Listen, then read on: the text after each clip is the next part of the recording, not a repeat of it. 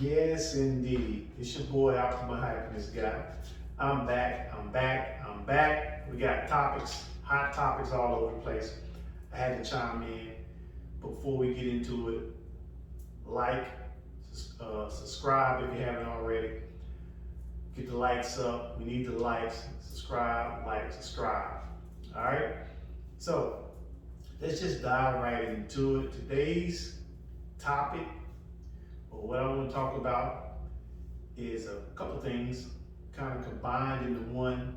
They're mixed in, they feed off each other, and they affect people differently. And lots of people don't know how it's affecting them or why it's affecting them. So that brought me here to talk about it. So the first thing that I want to talk about is self-esteem, self-worth versus market value. Something that's simple, from my experience and the women that I speak to, throws a lot of women off. I hear women say, well, I know my worth. I know my value. And I simply ask them, well, what is your worth? What is your value?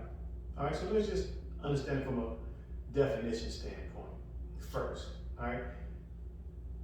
Self-worth means how you feel about yourself. It's simply your perspective on the type of person that you are. That doesn't mean everybody views you that way. That means you view yourself that way. However that is, that's only right or wrong, good, bad, ugly, indifferent. That is simply on you. Now, the issue with that, well, let me go over the other definition first. Market value is not determined by you. You don't get to determine your own market value. The market sets that price for you, okay?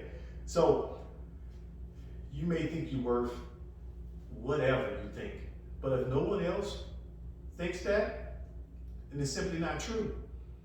Now, the beauty in it, the caveat is all you need is one other person to think it though, and you can establish some type of market value that's really high or in line with what you view your self-worth.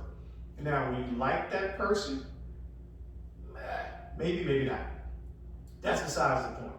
Let's move along. All right, so market value is not set by you, it's set by your pursuers. The men, women, talking to the ladies, the men determine your market value.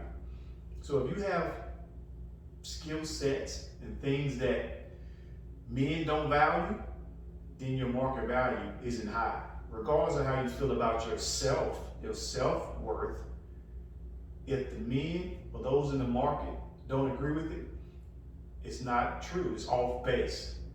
Okay, so let's look at the difference between men and women. Men take a look at what women want and we learn, all right? Look good, smell good, dress nice, nice clothes, nice shoes, nice haircut, money in your pocket, nice car, nice house. We understand these are the things that women like, women want. So what do?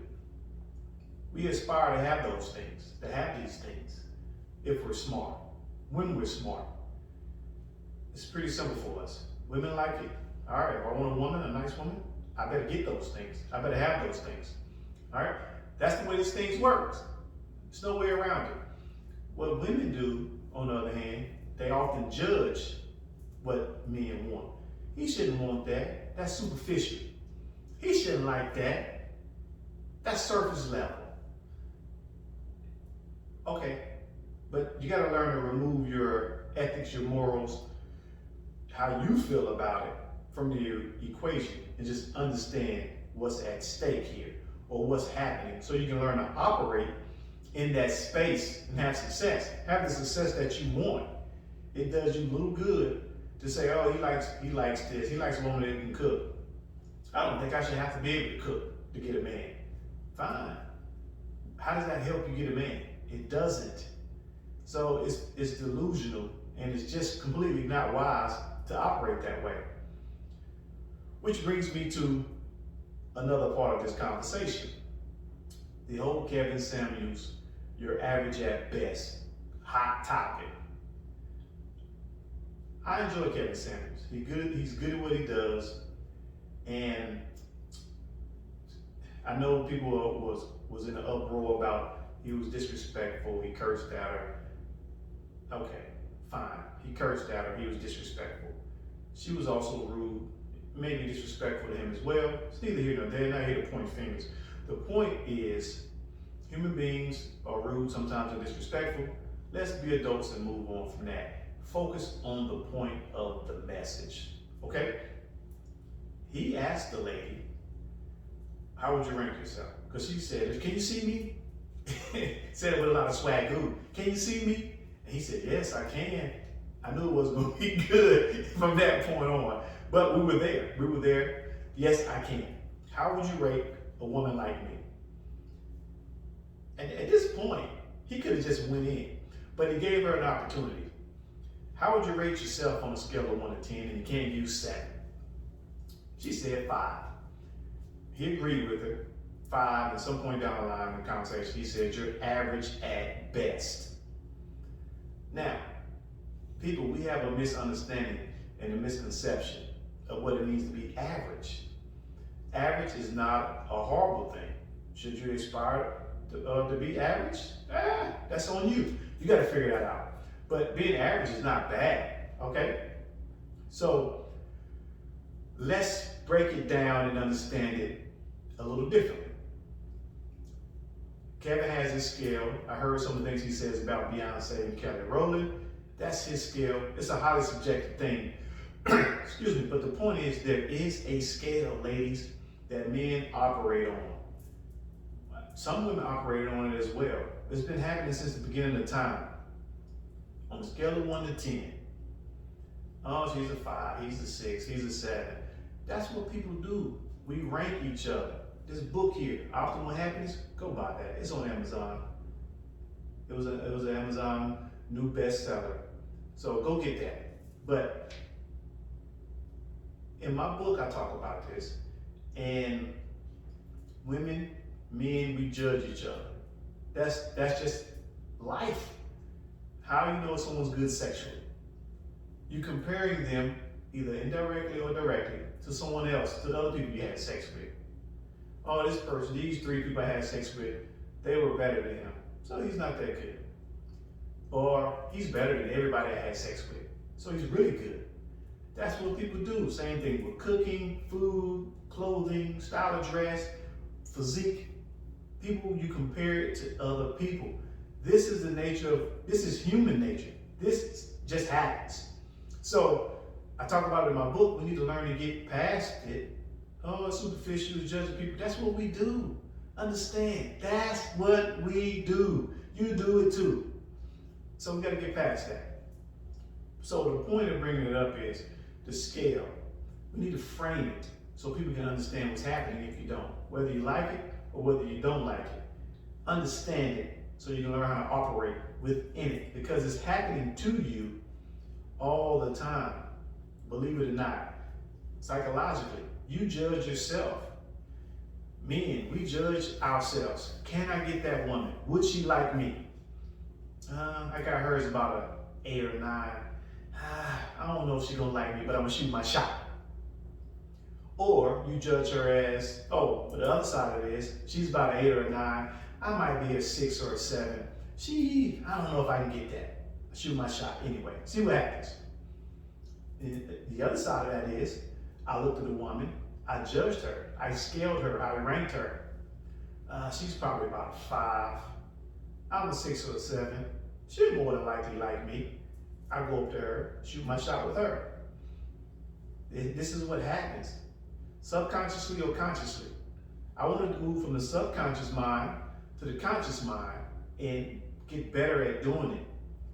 And it's a level of self-awareness that comes along with properly ranking yourself and ranking other people. All right, so think about the scale Um, so let's do it this way. My scale. We heard Kevin Samuel's scale with Beyonce. The scale that I use is one through 3. You're on the low end. You're probably not that attractive. You're on the low end. 4, 5, and 6s. You're average. 4, you're on the low end of attractive. The low end of average. Pardon me. You're on the low end of average. 5, you're average. You're right in the middle. You're the median. 6, you're on the higher end of average. Okay? Which is good. You're trending up. You're almost borderline attractive. So 4 through 6 is average. 7, you're above average. You're slightly above average. Most people will probably find you attractive. 8, you're really attractive. You're really good looking. Most rational and logical people are going to find you attractive, or no one's going to think you're ugly. You may not be someone's cup of tea, personal preference, but they at least can see that you're a very attractive person. 9, you're more attractive than most. There's only a couple people out here that look better than you. It's more attractive than you. You're the best, one of the best in the world. You're up there. 10, you're a dime piece. You're almost perfect, maybe even flawless physically. That's the scale that I use. So let's take a look at that scale and do percentiles. 1 through 3, you're in the 25th percentile.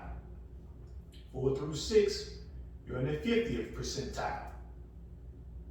7, you're in the 70th percentile. 8, 80th.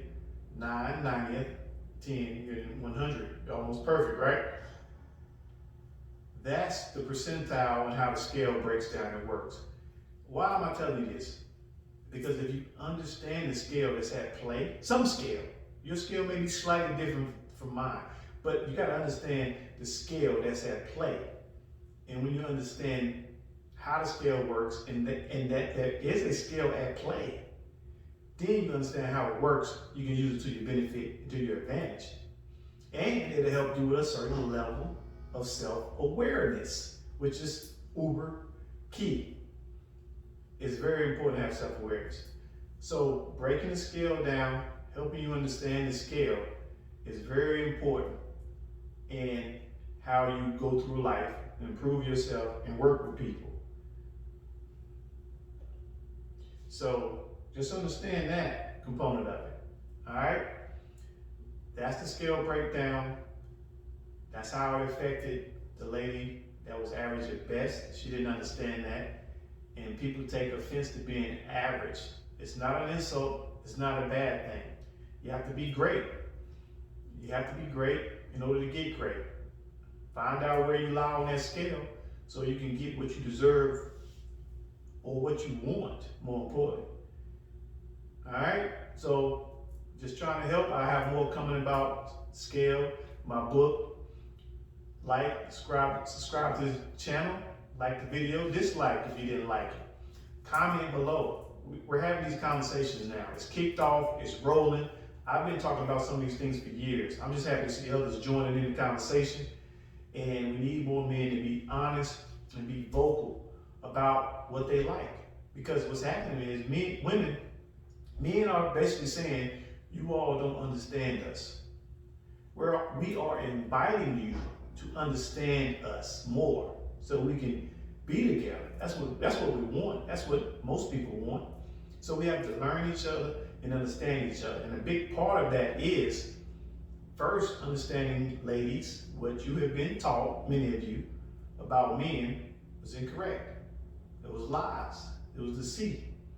So we need the men to step up, be more truthful, and be more honest, regardless of whether it hurts the woman's feelings or not.